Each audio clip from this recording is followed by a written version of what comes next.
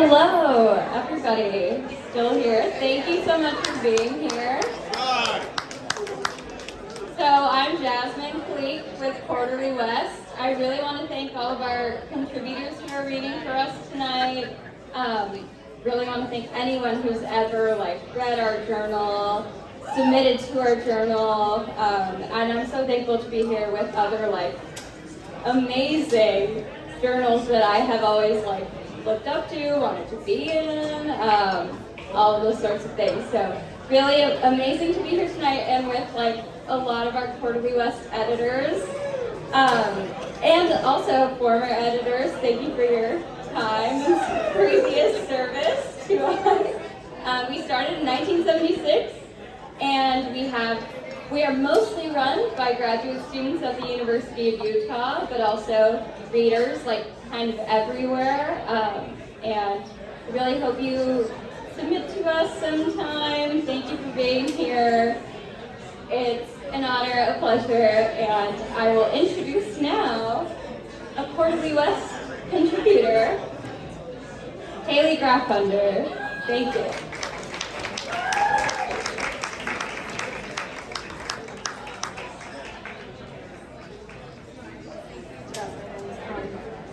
Thanks, Jasmine, and all of the Quarterly West editors for having me here tonight.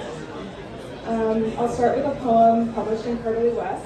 It's a little bit weird. It follows my speaker and her kind of preternatural child after the end of the world. And the child is very affectionately named Doom. So this poem is called Doom. She has begun losing her teeth. One by one, they come loose from the gum. Doom sucks their sharp edges, turning the hollow underneath. Blood from root or cut tongue, it tastes like magma, she says. The first tooth lost, I put in my mouth, rolled it between tongue and palate, still warm from her, to feel what Doom did, the shock of the body's first undoing, to practice for the loss of my own aching molars. I cleaned it with water and oil, placed it on the windowsill to catch daggers of moonlight. She once loved a book about the tooth fairy, generous and clean, read nightly before counting our teeth. I worried about what would be left to give her in exchange for her tiny curls, whether she would startle at the slip of my hand beneath her pillow. But Doom is mistrustful, says she doesn't want to hand herself over just like that, says, don't you feel the heartbeat in your teeth? She holds loss to ear, pain to hear nothing. I could tell her not to cry, but it was never alive in that way. The shriveled root inside, not a dried heart. Maybe she won't be so solemn, laying each on the dull white paint of the windowsill, but another cavity buckles my jaw.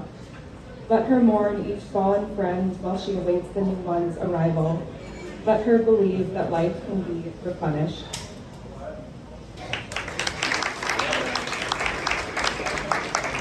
And then I thought I'd read another Doom poem published last 2 years ago in Beloit Poetry Journal. This one is called I Call Her Doom, I Call Her Anya, and it begins with this epigraph from The Cherry Orchard by Anton Chekhov. A room that is still called the nursery. One of the doors leads into Anya's room. Dawn, the sun will soon rise.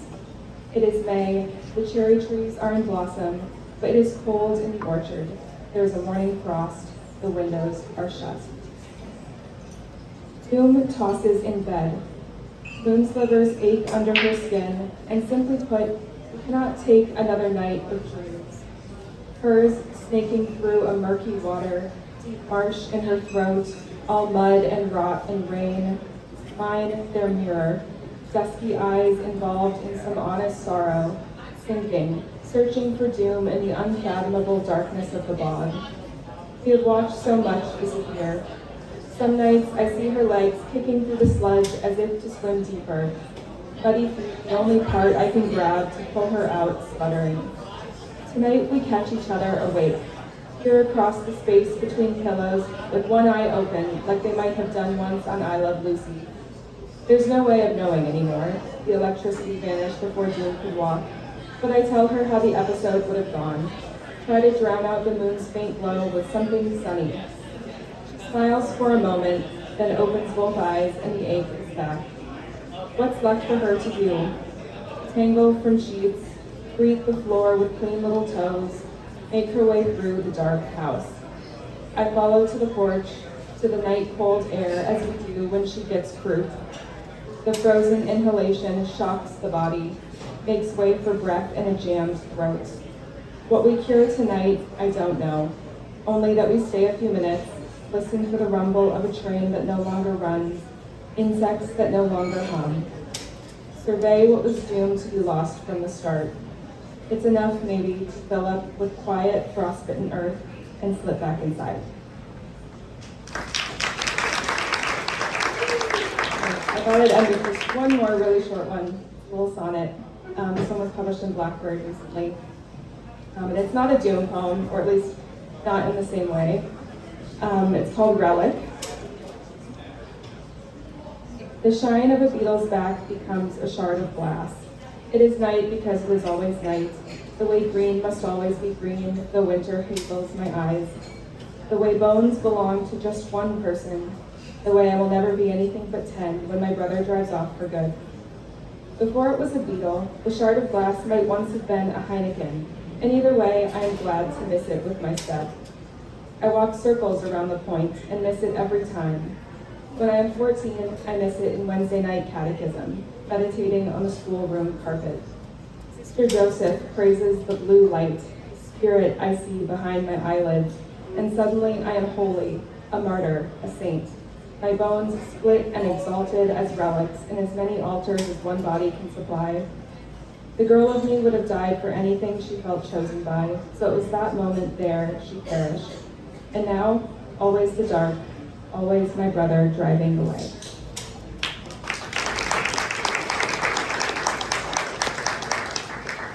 Next up we have L.S. Platt.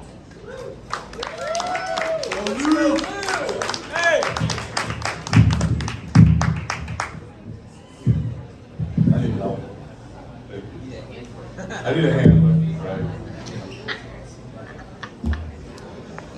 I can't see anything. It's great to be up here reading with people I love and respect and new people, and I appreciate your bravery, your language. Thank you to 32 Poems. Been a good friend to me. A lot of editors out there, but a good friend to me.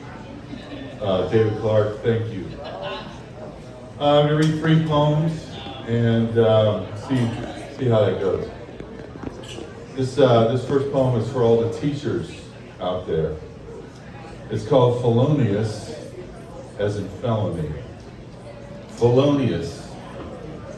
I teach my classes in another man's suit while playing the French horn. My students trust me implicitly because I'm the man who borrows. More notorious is my beard of grass blades. Whenever I perform, my Burton Van Dyke gets gossip. I'm not a fan of fortissimo. It makes me blow harder, but injures the environment. A show of force too often is what pays the bills. Like I said, I'm a bit of a contradiction. I find my voice in the straitjacket of someone else's register. The students, to their credit, do their own thing out of earshot. They puff away on American spirits. Afternoon of a fawn has reached them in the smoke they pass among themselves. Phrases that gamble in the air as lips chat. No one is thinking of time signatures or imposters, only the fawn.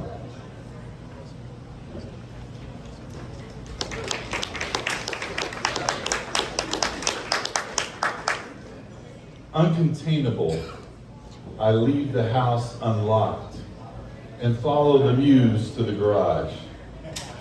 My mouth is a guitar. Snow is in the sound hole. Spring, I think it's spring. The automatic door leaps in its tracks and is music again. I record on my phone a sound wave as the convertible rolls out of its tomb, the driveway greened with maple wings. Today, I'll cut some garlic scapes in my mother's garden. I'll wear a rhinestone button-down studded with garnets, finger the fretboard with licks and withdrawals, and toe tap the pedal if I don't screw up again, if I don't give up listening to the leafing of the lettuce. Won't be long before I care less.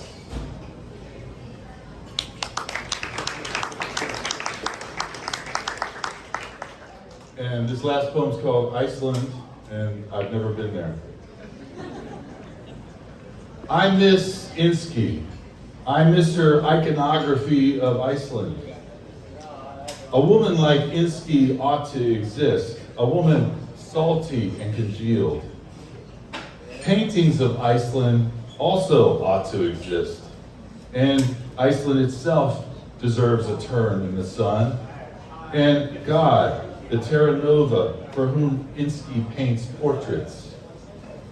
Because they are portraits, the icebergs will be called fellows. If a woman like Inski exists, so also the fellows. I live then in her fellowship. It cruises the Arctic Circle and rises where God is and falls where God is. I face the growlers in a briny sea, then pair them away. I miss Inski. I miss her effigies of Iceland. Thank you. And now I'll introduce my good friend, the poet, Aaron Bells.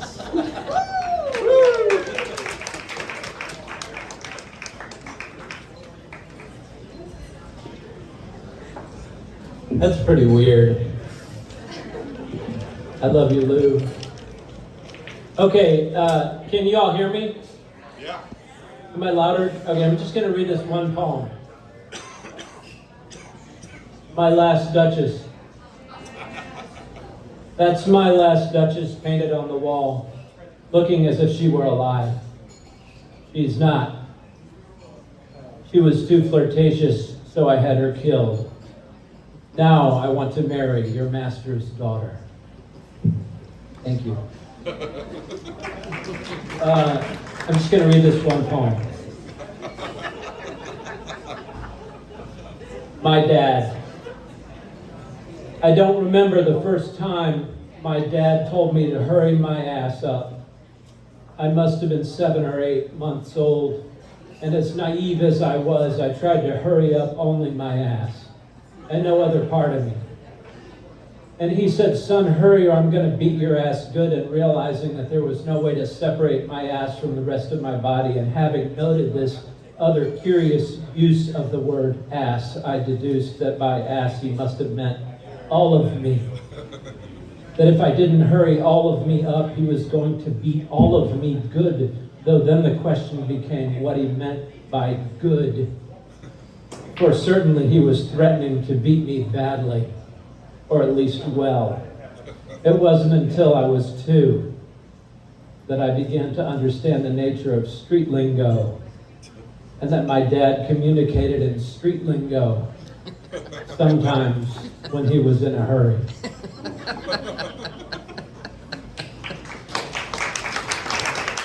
Thank you. I'm just going to read this one poem. AP History. The Holy Roman Empire was neither insane nor clown, nor technically even a posse. Thank you. I think this is the last. I'm just going to read this one poem. It's called Some of the Zombie. Oh, wait. Yeah, it's the last one. I don't love my own face so much At least not when I glance at it while passing the Macy's display window, and you'd think I'd be repulsed by the faces of zombies as they pass the mirror of imagination. But some of them look kind, some distracted, and some full of rue and unacknowledged anxiety, and look like maybe they didn't sleep well last night, or maybe for many nights running due to what? Unpaid bills, or unreturned emails, or broken homes. So while I don't care for my own face, at least not at a given blush, and don't always stand behind my choice of outfit, at least not in hindsight, because it looks maybe too assembled or stolid, like something a giantess's bookish husband might absently throw on before clambering down a given beanstalk. Some zombies look tired of their own inner circles and the conclusions they've come to about other zombie groups and their political positions, and the language and stringent rules about language use they've strapped on like hockey masks. I choose to believe there are good zombies, well-intentioned dead beings walking around not with their arms out stiff or moaning, and not mere caricatures, but ones you know would scramble to collect a few fallen oranges and replace them in your grocery bag. Before reciting the boilerplate, they'd rather not have committed to memory that they were about to bite your arm and soon thereafter eat your brains. The Lord knows they just need help. After all, who's given them a break lately? And are they in therapy?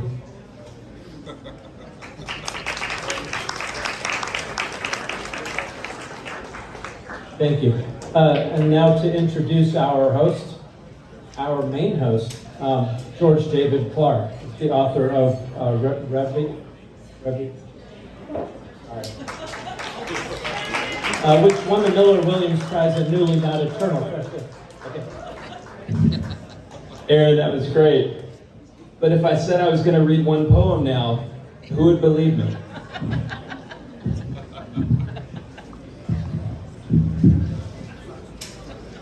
I'll read 2 poems, or who knows how many.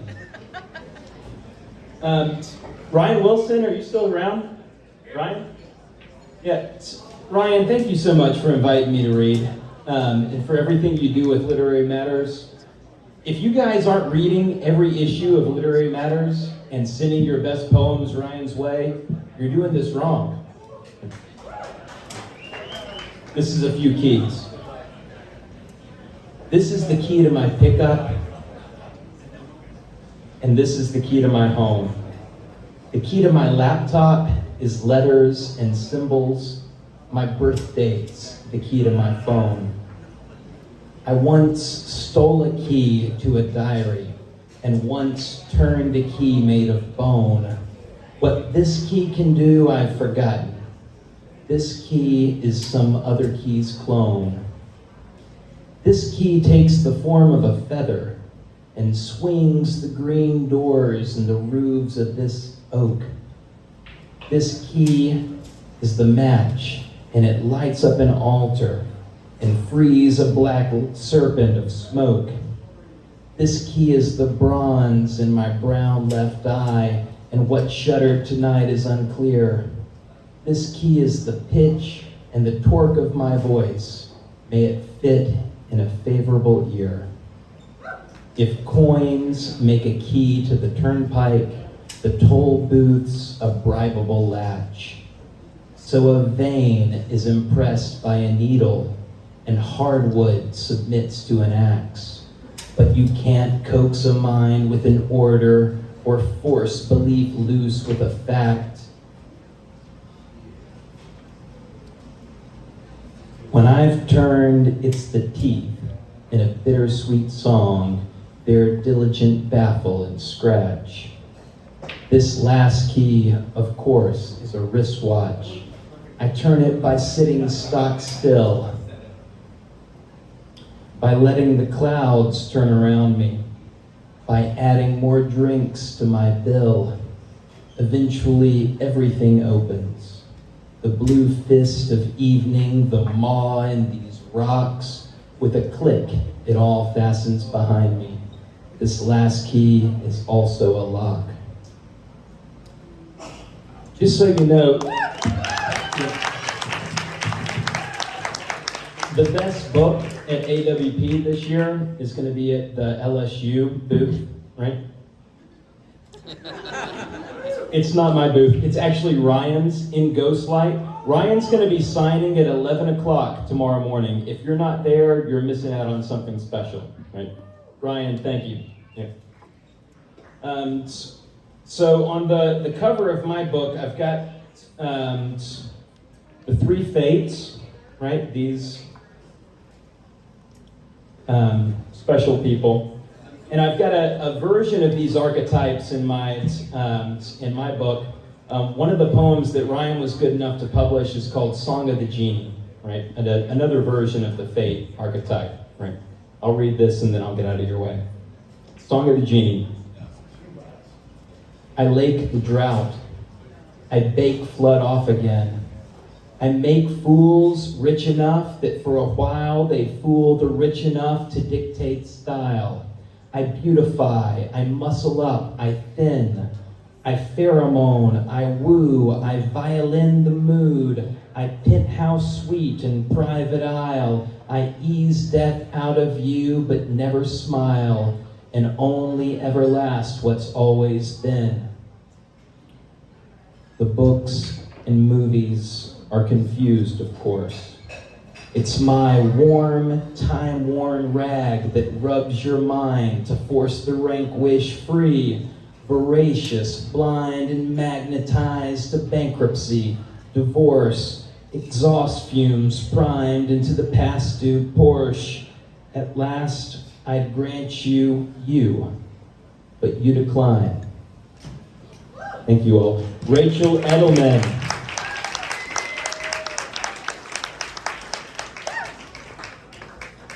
Thank you, David. That was entrancing in the most wonderful way. Thanks for waking the room up, everybody, and thank you for being here still.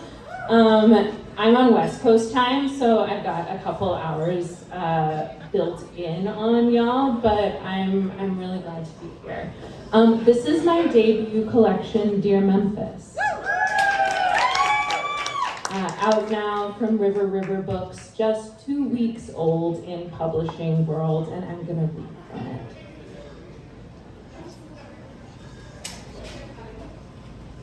Dear Memphis, you don't just start a fire, you build it.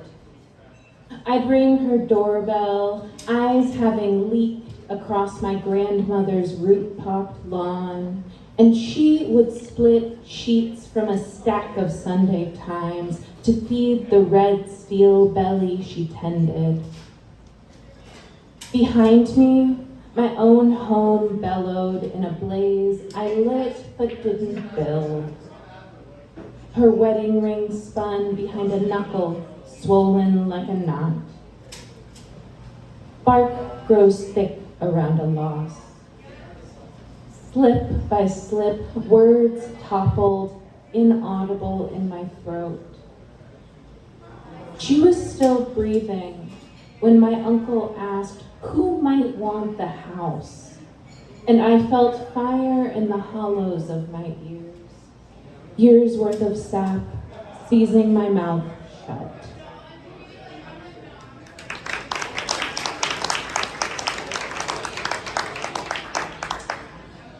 So thank you to Beloit Poetry Journal for inviting me here. They published 2 of my poems in 2018, one of which I'll read now.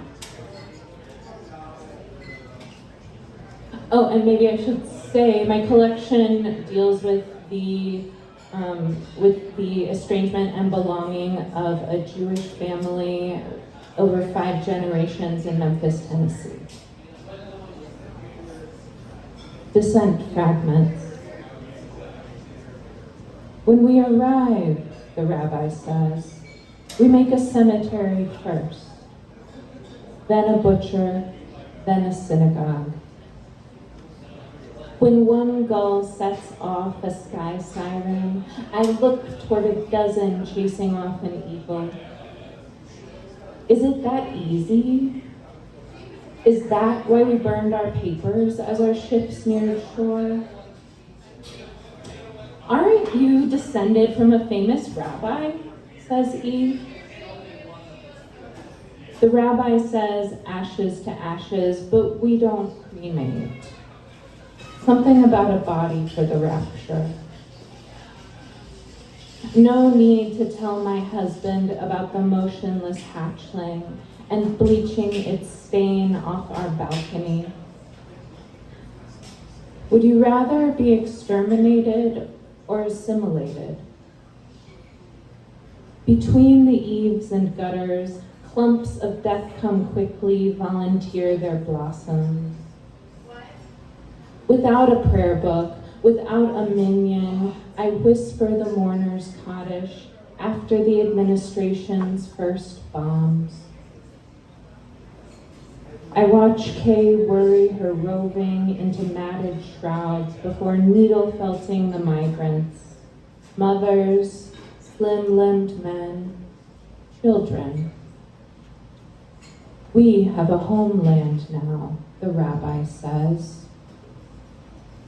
Inside their fleece radiance, flotation.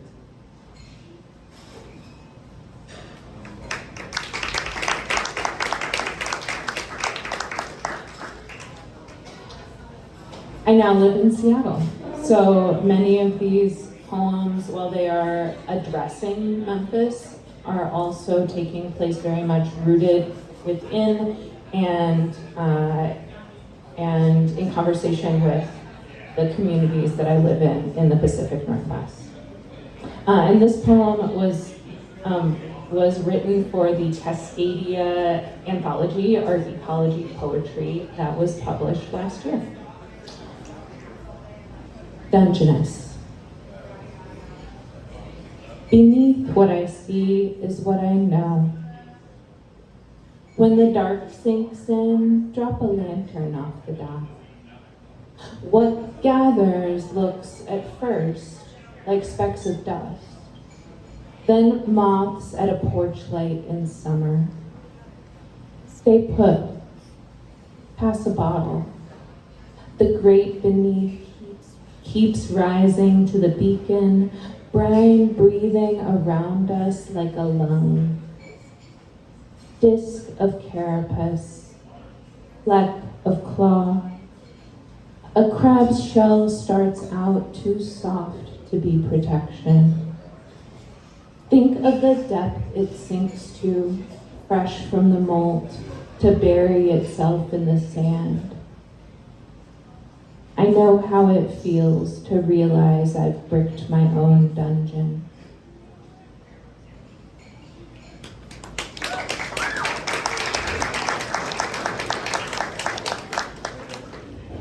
Reading next for Quarterly West is Ryan Habermeyer.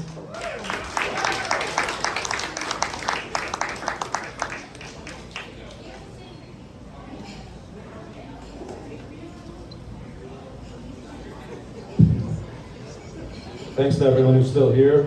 I apologize, I'm not a poet. I feel a little bit out of place, so thank you for letting me on the stage. It's a little bit past my bedtime, so I'm going to read first part of a short story that I wrote as part of my new collection, Salt Folk, which just got published or being published shortly. And this story is called Delousing. Walk through the doors in 6-inch heels, and the pimple boy behind the counter says, "Welcome to Big H, home of the pastrami burger with a runny egg." And I tell him if I don't get some fry sauce, my head will explode. "You got a bomb?" Pimple boy stutters as he steps back from the register real slow. Customers look worried, like they don't know if it's a joke or my last fuck to give. Maybe I got a bomb, maybe I don't. Big H is good eating, explosive diarrhea good, but not spontaneous combustion. "Fry sauce," I tell the Zitmeister, taking out my lipstick and holding it like a detonator, fresh and thick, none of that piss thinned out with milk. Lately, some things have happened. The cat spent 4 lives falling out of the window, scratchers didn't scratch, botched dine and dash at the Benihana's, There was a pain in my spleen circuit, which the doctor insists is imaginary. I'm agnostic, I say. That's your problem, she says, and slides 2 fingers inside me. Halfway through my set at the Exotic Kitty, the school calls to say that there's been an outbreak. Don't worry, they say, this time it's only lice. Vic says if I don't get back on stage, I'm finished, and I tell him that he can jiggle his tits for all these old billy goats out there. But standing outside the school, we watch as the children come marching out single file like miniature soldiers in their blue polos and plaid skirts, only headless. Where the head should be, where every child's head should be, is just a jagged, bloody stump. Stumbling through the doors, they wave. Later, I tour the gymnasium where the heads are being quarantined. They're arranged on stools in neat rows, chewing, laughing, pulling faces. Nurses attend each head, massaging peanut butter on the scalps and running cafeteria forks through the hair in search of nits. The mother next to me is praying, promising God that she'll be better, she'll be the fucking Virgin Mary, just not this Lord. But I know better than to pray for a B-side catastrophe. At dinner, my headless daughter twirls cup and noodles around her fork. Before the outbreak, she always looked like a broomstick with a melon on top, but now she's just a broomstick. It's a weird improvement, I tell her. She raises the fork to where her mouth should be and noodles spill on the floor. This happens over and over, but for once there's no eye rolling when I call her princess. No sighs when I launch my nightly egg at the neighbor walking his dog. She just sits there with a hand on pressed to the frosted window glass. The next day she bangs loudly on the door until my ex appears and hugs her gently as she races up the stairs. It's not my fault, I tell him. It never is, he sighs. Now that she's headless, Princess doesn't want me to take her back to church. On Sundays, she'd rather go to the park and play hide-and-go-seek with the other headless children. They turn in jagged circles like broken carousel horses, but I still catch her kneeling beside her bed at night. Is she pleading for the return of her lost head or offering gratitude that it's gone? When I was a girl, I thought God would be my crawl space, but now I understand He created us so we could be His. Thank you. Next up is John Wall Barger.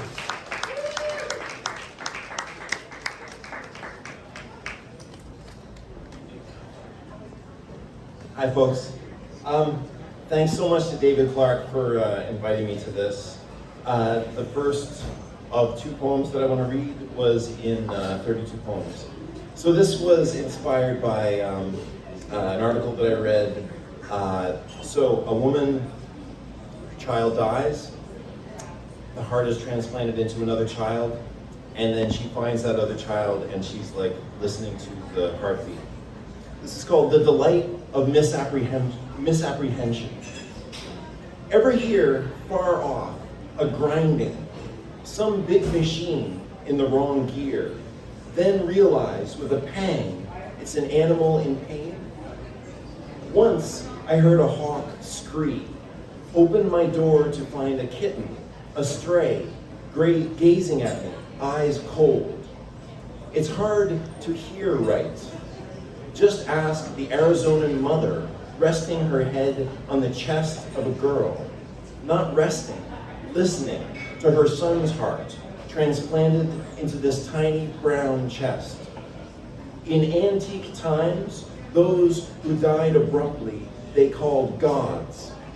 Since that's not an Arizonan custom, the dead boy, still just a boy, leans his ear on a splintered wall, listening to the dogs fighting just beyond it, which is a woman breathing. I'm going to read one more. Thanks. I want to thank Ryan Wilson as well, who is one of the sponsors of tonight's event, because he's been just a tremendous inspiration and has published my work and has been a mentor to me. So thanks, Ryan. And also to Stefan, who published this poem in Smartish Pace. This is called, so this is called The Saboteurs, and it wasn't based on any articles. The Saboteurs. It's kind of a flash fiction piece. Soon we didn't even hear the explosions. We strolled past each new crater as if it had always been there. Nobody knew the saboteurs' agenda. No demands, no manifesto. Explosions were green. How, barked a general, do they make them green? Their targets seemed indiscriminate. Hospital, lake, bank, parking lot, forest. And they, the saboteurs, seemed invisible, trackless. Explosions just happened. Now and then a drunk or a child said what we all thought, that maybe, somehow, our city had been lined with bombs before any of us were born, that there were no saboteurs. By dumb luck, we captured one, plain-faced, green-eyed. We starved and stretched him, thumb-screwed him, pummeled his face against our maps. We wanted names, plans, dates, anything. He was the gentlest man I'd ever met. He kept blessing us and our families. We wept as we hurt him. To each other, we called him Francis. In a circle among us, his torturers, Francis said, "I'm sorry, I do not understand your questions, but aren't the bombs sublime?" "How?" we asked sincerely. He just smiled. We received orders. We drove Francis to a field. He bowed to us in the grass. Felix drew the short straw. But Felix, instead of shooting Francis, offered his gun. We all handed Francis our guns. We left him there and drove back to our decimated city unarmed. Thanks. The next person up is Christian Gillette.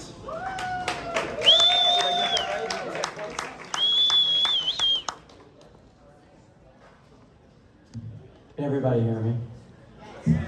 I'm Christian Beloit, and I'm going to read 2 poems from my forthcoming debut collection, Coachella Elegy,